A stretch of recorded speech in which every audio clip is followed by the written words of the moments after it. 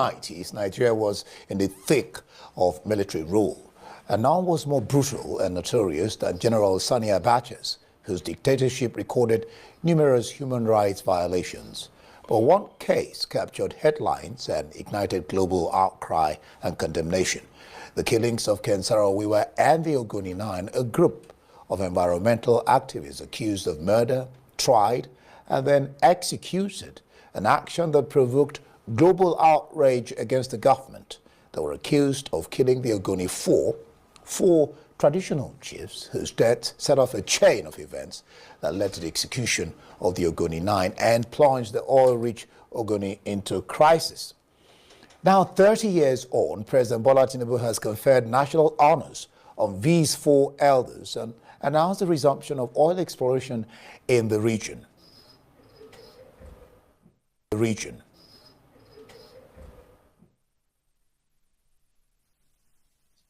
The executions of Ken Saro.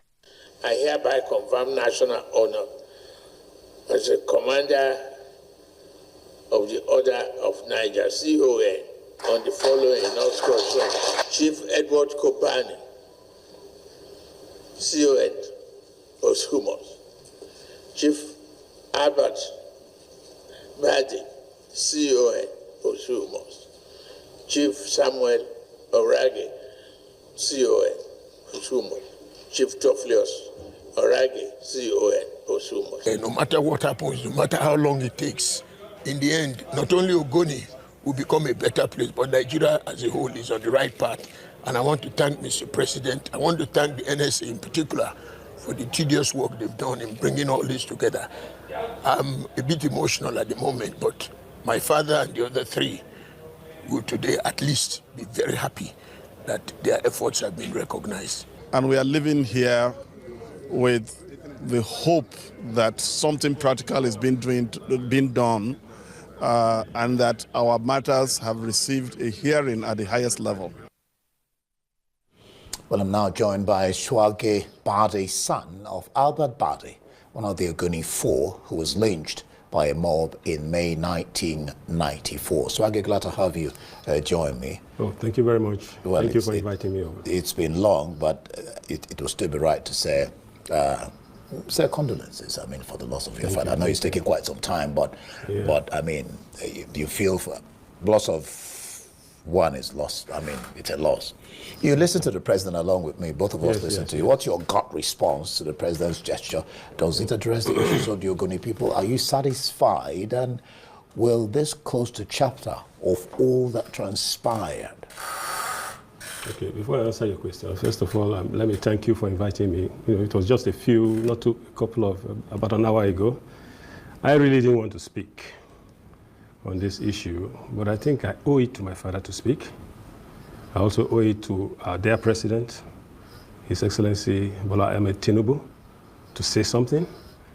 I owe it to even the noble gentleman, the head of the National Security Advisor, Nuhu Ribadu, the man of integrity, and also to the Ogoni people, the good people of Ogoni people, men, women, boys, girls, and children, and all our well-wishers who have been sending congratulatory messages to me and members of our family. I thank you very much for having me here. Good. You see, first of all, in my last interview, many weeks back, when those who were responsible for the murder of my father were honored without a mention of the four, I did make a statement that we were not interested in any honor. I also said we were not interested in any compensation. That still holds. However, I think that it would be nice to thank the president, but you can see a genuine intention by the president to bring about reconciliation in Ogoni land, and being aided by the National Security Advisor, so to speak, too. But the problem we have, or I have as a family, is just like yesterday I was talking to my mom. She's in the UK, and she was crying over the phone. We are still traumatized, but I told her, don't worry, don't bother. It's time for us to look back on what has happened. The problem we are having is that the president is sincere, but those who are driving the process, and these have to do with the Ogoni people, are not transparent enough. They are not giving the president the right information to work with.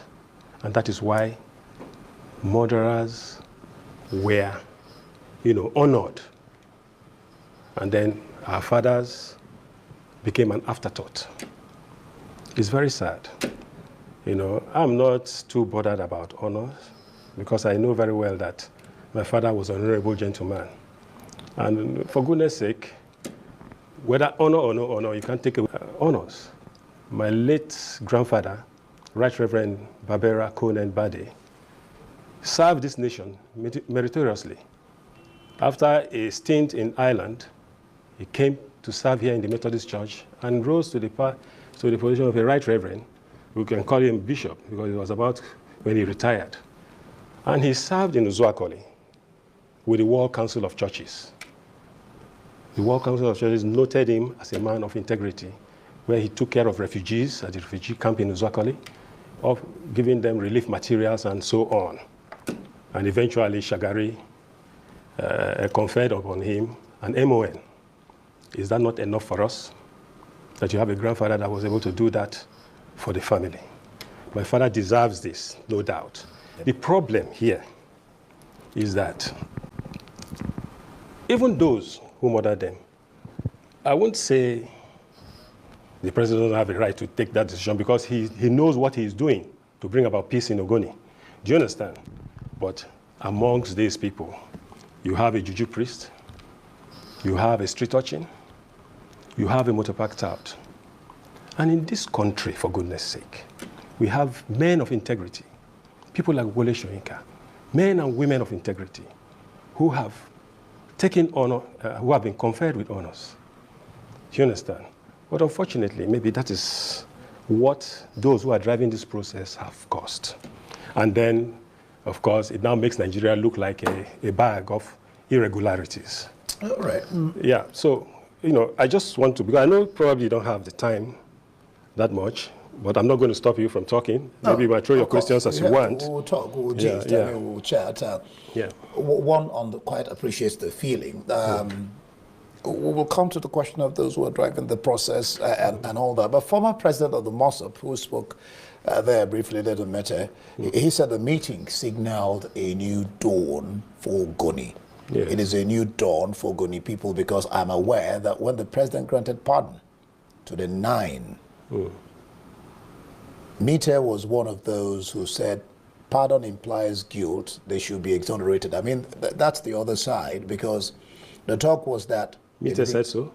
Yeah, I mean, the cry was that when this event, when the pardon of the 9, they said, we do not really accept pardon. Okay. Because pardon would mean that you're inferring criminality. And as far as they're concerned, we thank you for the pardon, but we thank you for the honor, but the pardon infers criminality. They're not criminals. Before this, I mean, then there was the uproar of what about the 4? And then now he has honored the 4. So when he says it's a new dawn, isn't it a new dawn in Ogoni?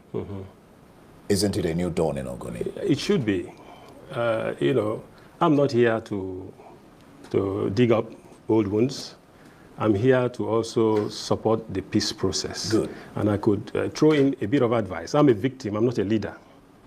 Those who have bestowed upon themselves the leadership cap should try and listen to what I have to say. And now, talking about Ledum, I think I listened to him this morning on your channel. And the questions that were thrown at him, he was a bit evasive. You understand? For me, that was what I captured.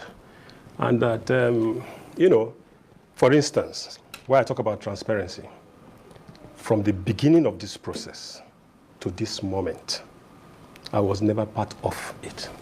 Why? Because he doesn't want me to be there.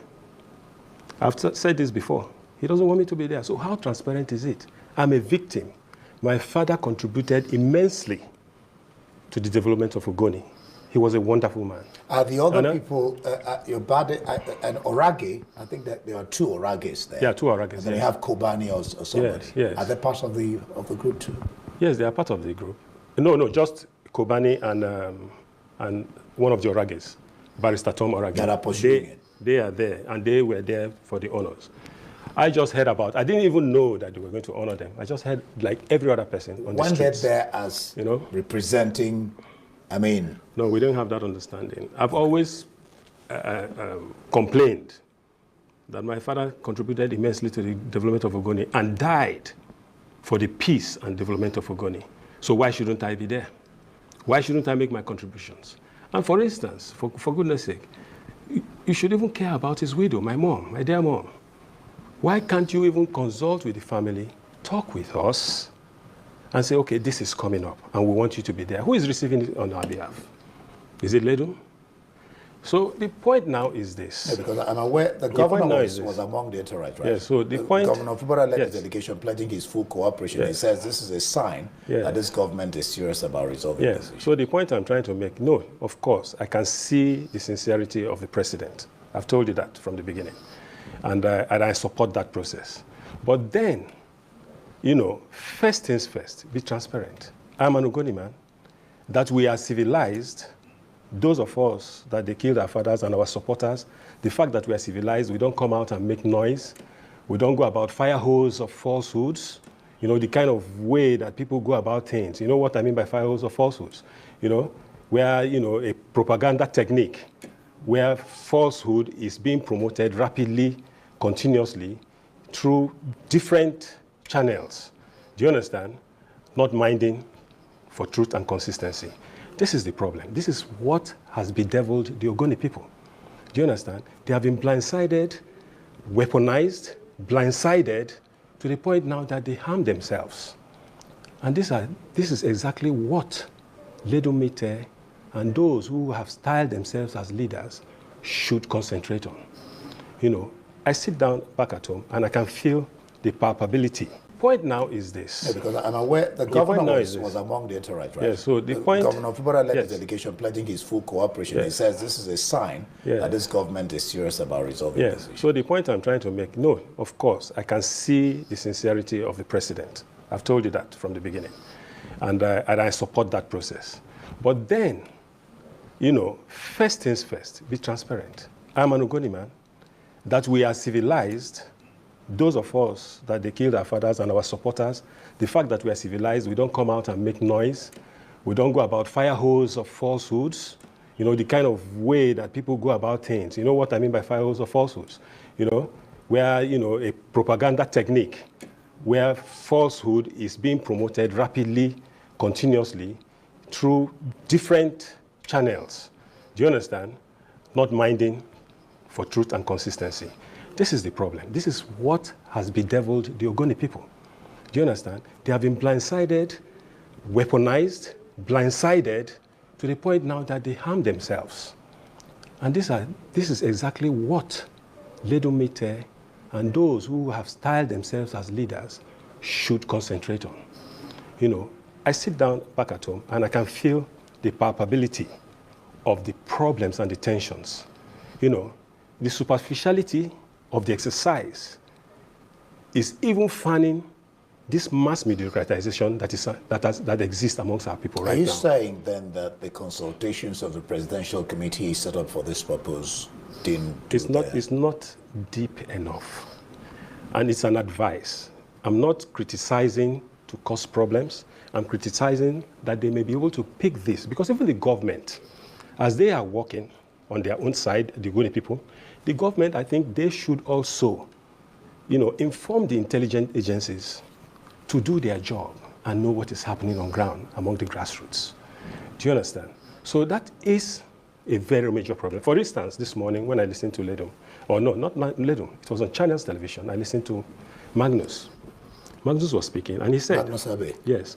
And he said, Shehu was interviewing him, I think, and he said something about in Ogoni is a sort of place where nobody can speak for Ogoni. Is he from Ogoni? Yeah, Magnus Abe is from Ogoni. Okay. He's from my local government, to be specific. Okay. Do you understand? So he said that, and that was truthful. It's a rudderless community right now.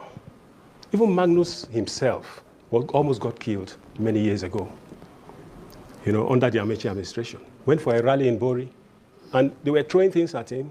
He almost tore his shirt, and they were almost attacking him, before Amechi came down, and they took him in the helicopter and left. So what did he do that you want to kill him? And even if he did something that was wrong, must you kill him? So you see, he said that. And then when you look back, the most foremost leader in Ogoni today is Senator Ben Birabi. He was among those who started this agitation. Yes. He was sidelined. He wasn't even at the villa. And then you have people who anyway, it's not good for me to use the wrong language here. Yeah, no, you can't even allow you. So now, even though I appreciate how you may be feeling. Yeah. So, but the point now is this: when you look at this issue objectively, people must be sincere. I talked about Magnus and what he said. Do you understand?